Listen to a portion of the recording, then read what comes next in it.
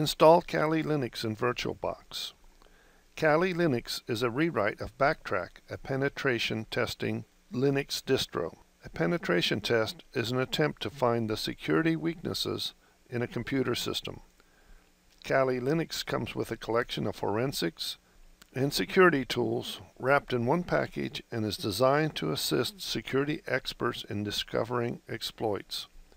One of the viewers on this channel asked how to install Backtrack in VirtualBox, but because Backtrack is no longer maintained, I went with Kali Linux.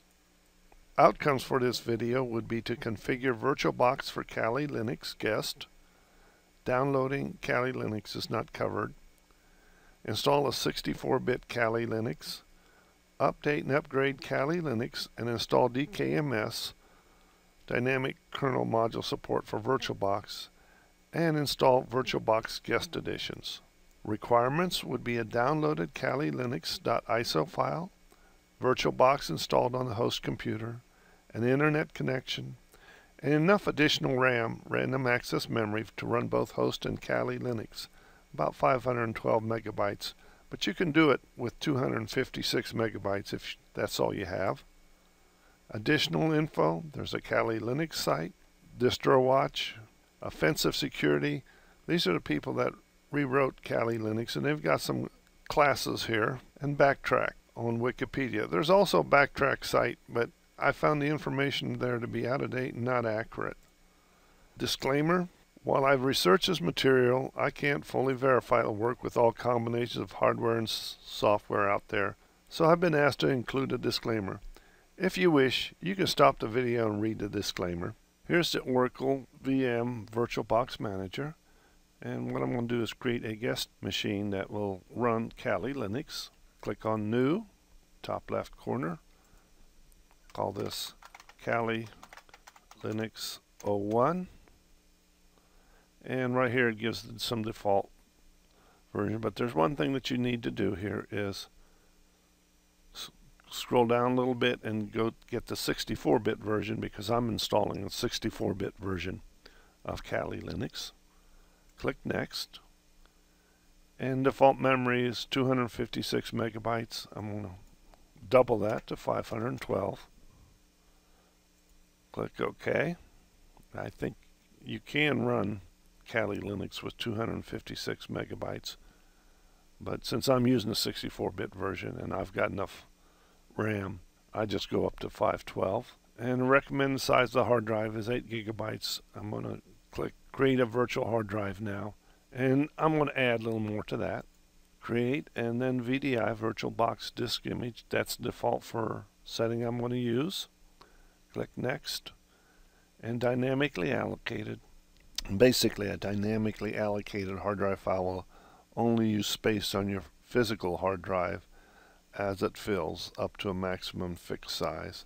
And a fixed size hard drive may take longer to create in some systems, but is often faster to use. The other thing with a fixed size hard drive is once it's created, if it says 8 gigabytes, you'll have a whole 8 gigabyte chunk of your host hard drive taken out and dedicated to your virtual machine. Whereas a dynamically allocated will only use as much as the files that are on the guest machine, up to the 8 gigabyte setting. I'm going to choose dynamically allocated and click Next.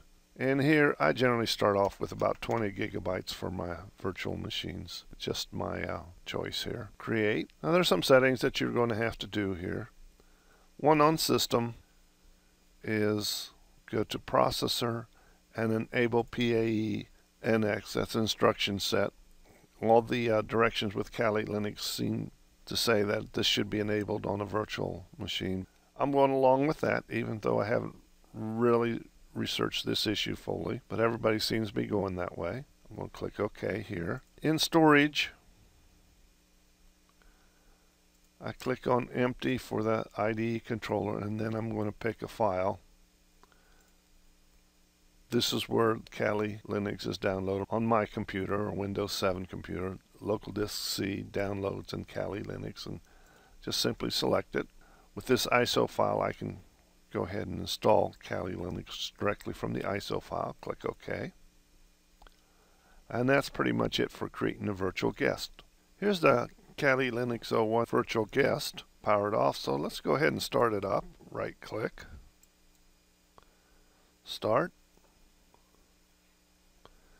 Now you've got a number of different install options here.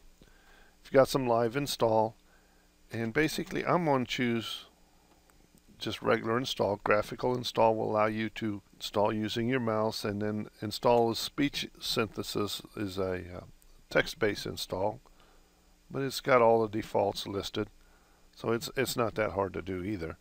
But I'm just going to take the basic install, click enter. In my case, default shows up English. I'm going to click yes to that, or just go and click enter, and then country to United States, which is where I'm at. You may have to make some choices there. And American English, we'll hit enter, and that's for the keyboard. And I'm going to let it go on trundle. Anytime there's a screen where you have to make a decision, I'll bring that screen up. And that's for host name. In my case, I'm going to just use the same name I used for the virtual guest, Kali Linux 01, and then hit enter.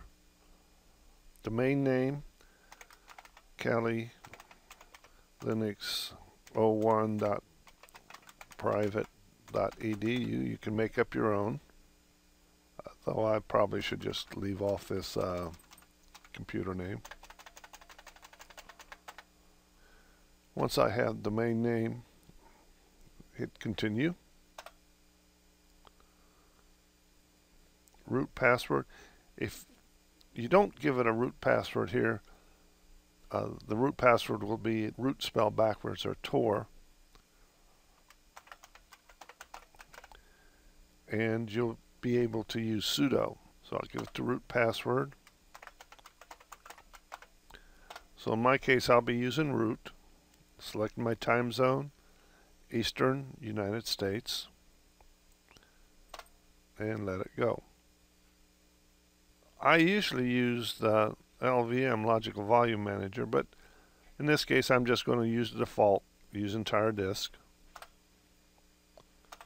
all files in one partition. I prefer it that way. And just hit enter again, finishing partitioning and writing changes to disk. And now here's where you're going to have to go tab over to yes, write the changes to disk, and hit enter. Come back at the next screen where we have to make a decision, where I have to make a decision. It's been about 20 minutes since I started the install. Up comes a question: a network mirror can be used to supplement the software as included on the CD-ROM. Use a network mirror. I'm going to take the default and click yes. And HTTP proxy information, I'm going to leave it empty and click enter. And it downloads some file from the network mirror. Ask the question: should you install the grub bootloader on the hard disk? Actually, to the master boot record. I'm going to click yes. Click no, it'll ask you where you want it installed. Finally, it says finish the installation. Basically, remove the CD-ROM if you've got one.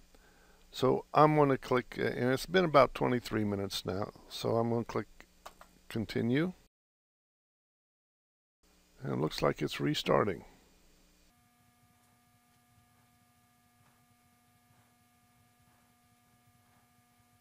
So upcoming the startup screen. Here's Kali Linux after the restart, ready to log on. Username is going to be root. Log in. Password that I created. So before I install VirtualBox Guest Edition, I'm going to do an update and upgrade. So go over here to accessories, pull up a terminal, and I'm going to do a, oops, sorry, forget that sudo stuff. I'm not with Ubuntu anymore. It's apt get update, and that gets me all my update files. and this is a second line. Apt get, you can do these on separate lines. -y upgrade, and you can do these on 3 lines, and apt get -y, and the -y is simply so you won't have to hit the y or and ask you want to install it. And I'm going to install DKMS. This is a module that works with VirtualBox. So if you upgrade the kernel, the VirtualBox guest editions won't have to be reinstalled. And also makes everything run smoother with the VirtualBox guest editions I've found. Make sure everything's spelled correctly, because if you do, if everything's spelled correctly and everything works, you get up and get a cup of coffee and come back in about 15 minutes or half an hour. Here all the updates have been installed and DKMS module has been installed. So now I'm going to basically power it off. Here's Kali Linux 01, and I'm going to go over to storage. Make sure that I have host drive E is empty. Click OK. That makes it easy to install VirtualBox guest editions. Then go ahead, I'm going to restart it. Start. Here's a login screen.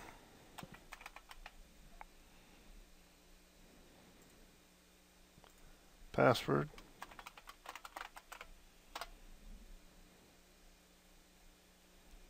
Okay, once the applications menu comes up, go to devices, and I'm going to insert guest edition CD image.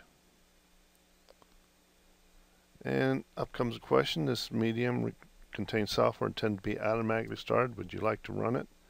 And I'll just click on run. Error auto running software. Cannot find the auto run program. So let's just click OK. Pull up a terminal. Accessories. Terminal. And I'm going to go to CD Media. Do an LS. CD-ROM and CD-ROM 0. So let's go and CD-ROM 0, do an LS. There we have it. This is what's in the VirtualBox Guest Edition CD. So I want to run the program VBox Linux editions.run. The way I run a program when I'm right here in directory is with the dot and /. Permission denied. Well, that didn't work right as I planned. So I'm going to go to CP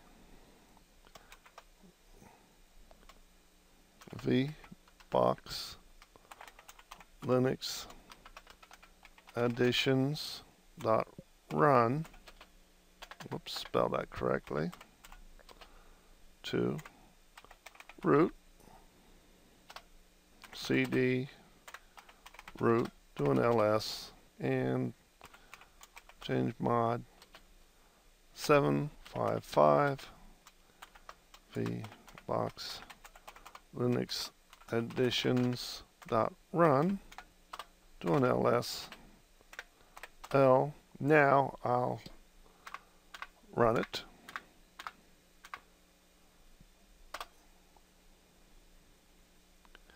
And so now it'll work.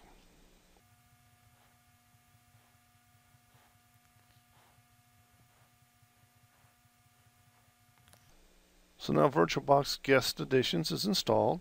So I'm going to do a reboot. And when it comes up, I think you'll notice that the screen will be enlarged. Okay, so let's log in. Password.